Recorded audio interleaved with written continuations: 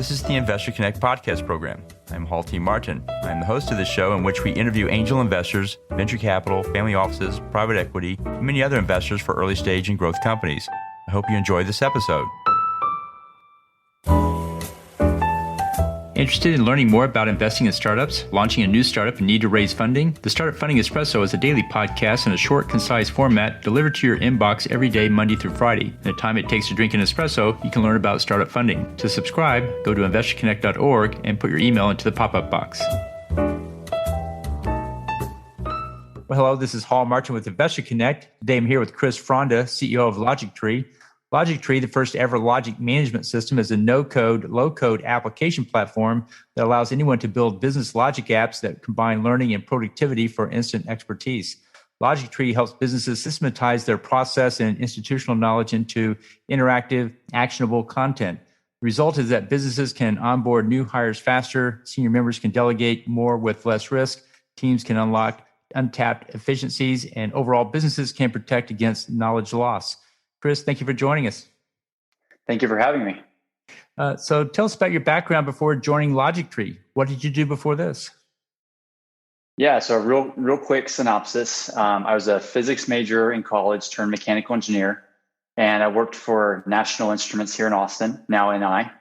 I worked as an application engineer for 2 years for them, doing support for their products. And then I was a product manager for 2.5 years for one of their product lines.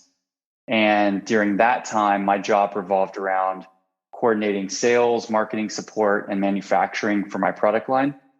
But a really big component of it was disseminating my knowledge and expertise to the rest of the company. So I had to disseminate through PMAs, wikis, knowledge bases, or white papers to get my expertise in the hands of the sales teams to help them sell more faster, or into the support team so they could resolve issues faster. And so then after working for them, and Hall, actually, you previously worked at NI, right? That's right. Very familiar with it. Yep.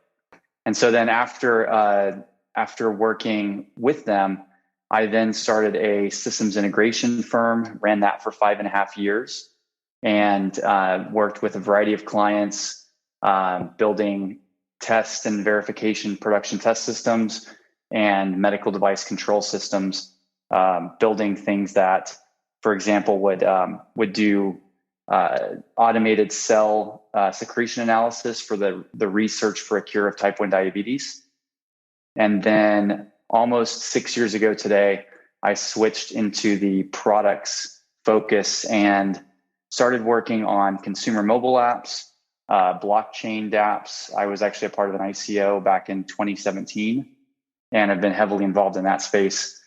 I know that's a tangent topic, but any questions there? I've had a lot of experience in blockchain. And then 2.5 years ago, founded Logictry, an enterprise SaaS platform focused in the no-code, low-code space. Great. So what led you to start working the low-code, no-code space? Yeah, it's this is actually a funny revelation. I recently, so Steve Jobs has the quote that you can't connect the dots looking forward, you can only connect them looking backwards. And one of the things that's kind of funny is I actually ended up here a little bit by accident, but it originated from NI. So working back for NI from 2005 to 2015, it turns out, LabVIEW was a low-code application platform. So we were working with a company that built their own custom low-code application platform for the test and measurement space.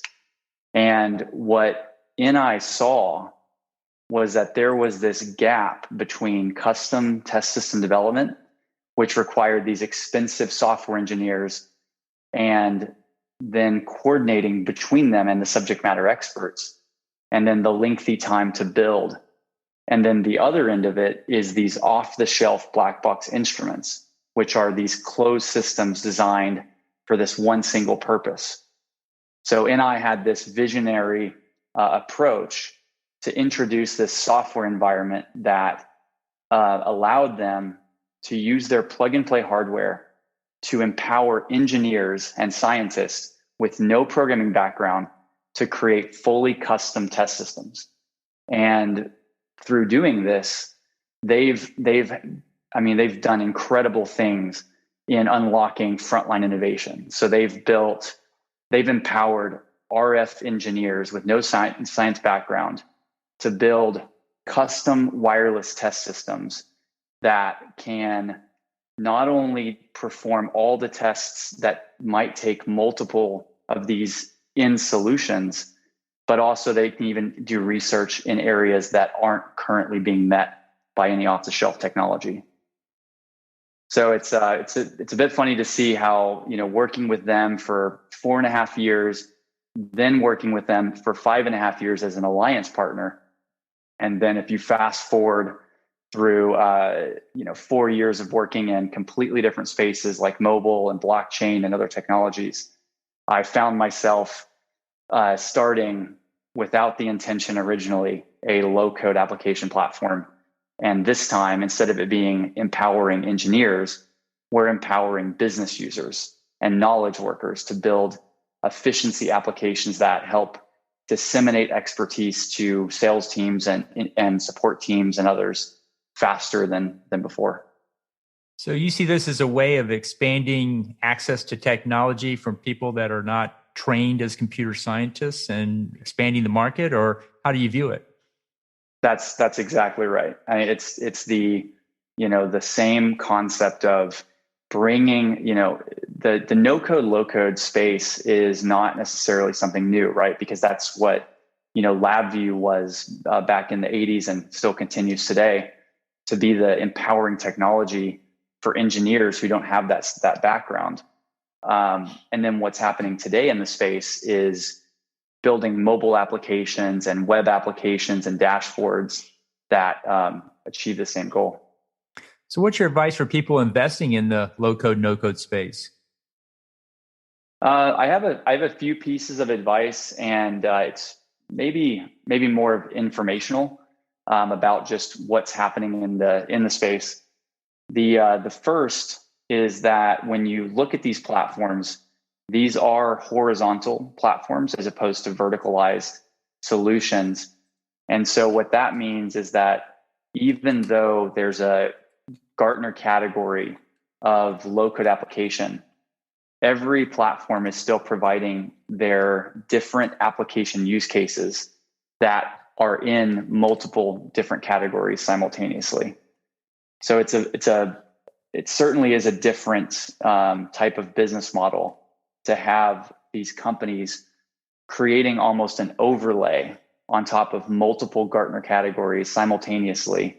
And as a result, a lot of them, including ourselves, are claiming that we are creating an entirely new category by doing this.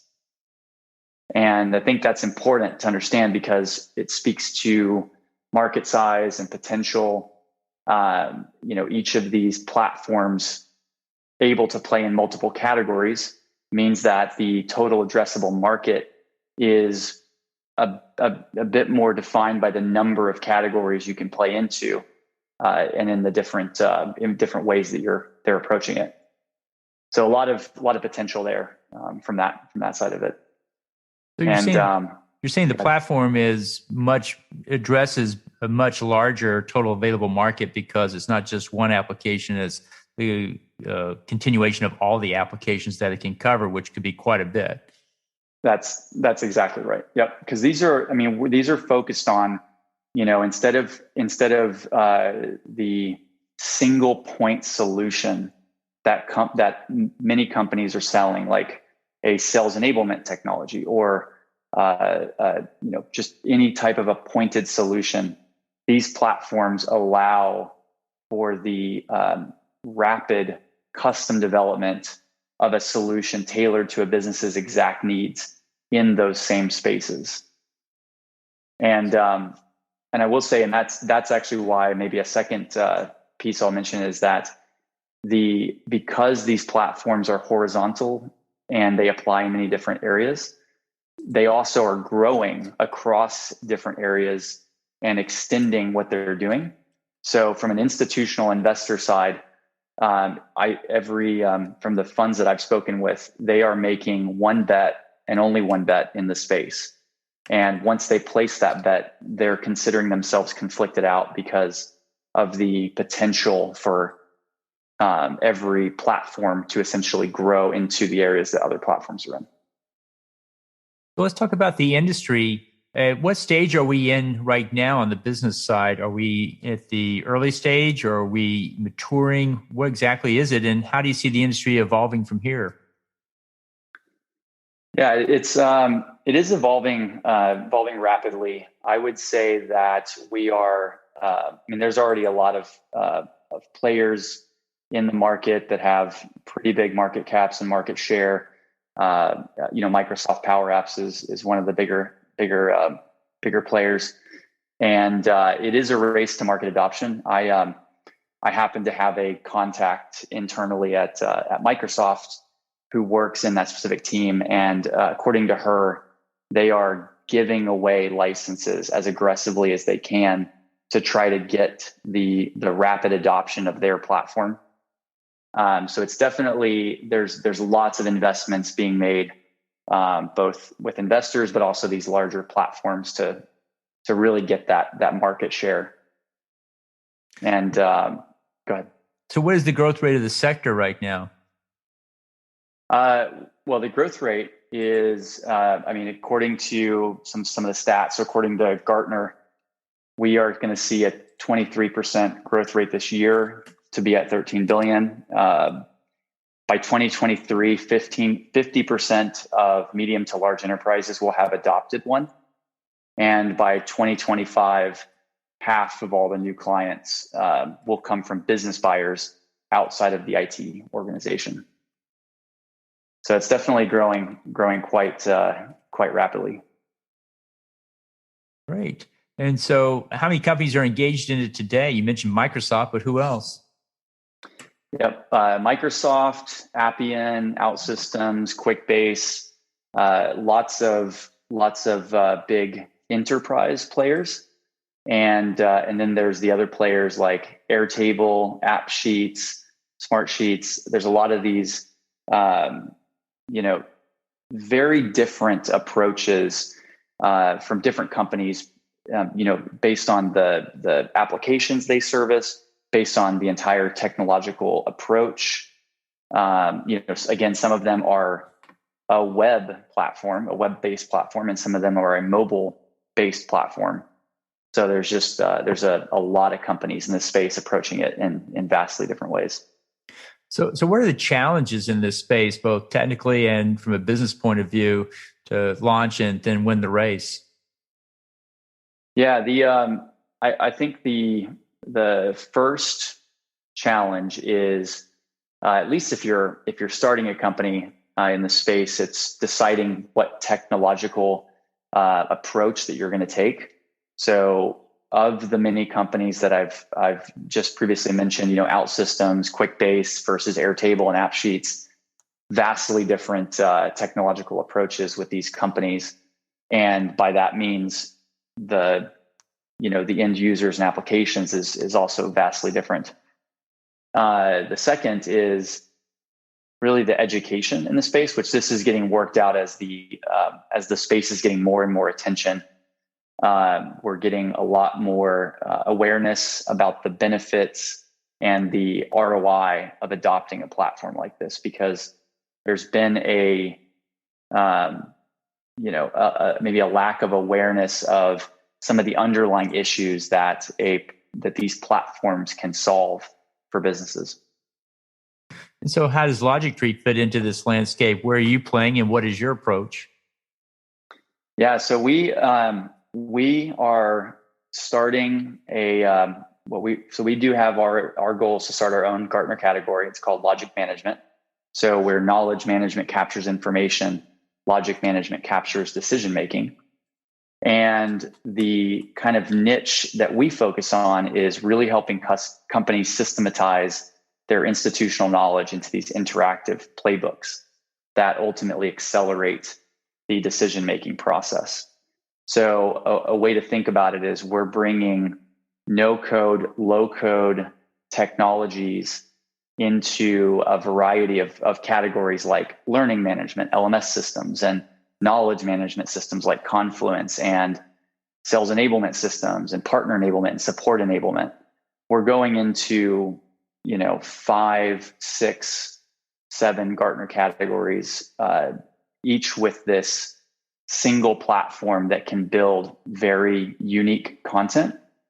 And with our approach, we also allow people to embed anything they create in our platform directly into their existing systems and into their own website, into wherever they need it. So we're helping to essentially augment a company's existing platforms with a lot of the new types of technology that we can build.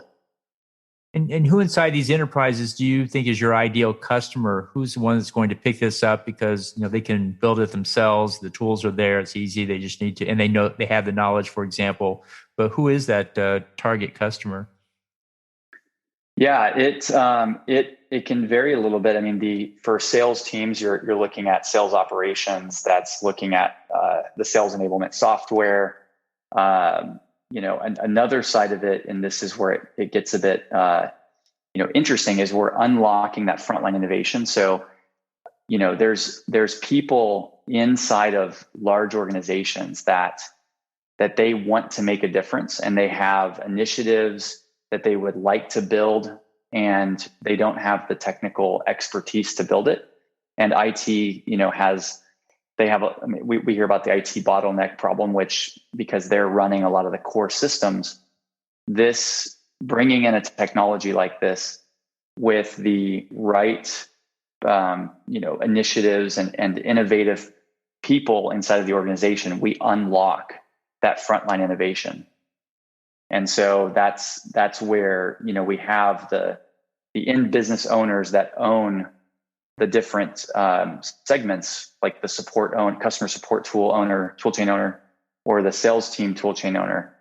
But then we also have just the champions internally that really see how this enabling technology with their input can do really transformational things for the organization. I've seen a number of learning systems come up in the form of startups in the past 5 years, where companies want to capture their knowledge, especially people that are nearing retirement, and they want to capture that knowledge back into the company. Would this apply to that situation where you're trying to create a knowledge base from your workers to pass on to the next generation? If so, do you have any examples? Yeah, that's exactly it. I mean, one of our applications that we've built is taking the subject matter expertise of the systems engineers, capturing that into a tool that can be put in the hands of any application seller, and they're off and running. They have all the subject matter expertise right at their fingertips to be able to go through an entire sales process as if they had the experts guiding them along the way. That's a lot of the hardest part, with being a new salesperson, is trying to think through what questions to ask, applying really advanced types of thinking like systems thinking, which is something they talk a lot about in MBA school, that experts know how to consider all aspects of a system and then simultaneously make a decision based on all of that. And so with the Logictry platform, we can actually capture the subject matter expertise in a systems level thinking digital workflow that can take someone through an entire decision-making process. Gotcha. Well, what's the next step for you guys from here with this project? Yeah, this is interesting timing, because this is where we've been in stealth mode for the last 2 years and 4 months, working quietly with our clients and making sure that we're delivering solid ROI for them. At this point, we're just now getting into that go-to-market. We're releasing a lot of the public information about what we're doing. So we are going to be, we've got a lot of exciting things coming up over the next month and a half, that as we transition into that more public-facing go-to-market. Great. Well, in the last few minutes that we have here, what else should we cover that we haven't? Yeah, I mean, I think that this space is really really exciting. I think that if people are interested in it, it's going to be the helping to reskill the workforce, helping to helping people do more in their jobs. This is a lot of what I think is exciting here. And then what we're excited to talk about is just the, more of these topics about just how people make decisions and being able to really streamline that and do what we call is make better decisions faster. So it's great. So how best for listeners to get back in touch with you? Easiest way is just chris@logictree.com. Also, happy to connect on LinkedIn and any of the other mediums. Great. We'll include those in the show notes. I want to thank you for joining us today and hope to have you back for a follow-up soon. Sounds great. Thank you.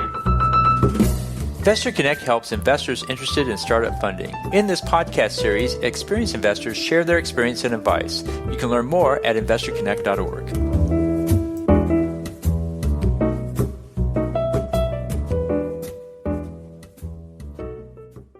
Paul T. Martin is the director of Investor Connect, which is a 501c3 nonprofit dedicated to the education of investors for early-stage funding.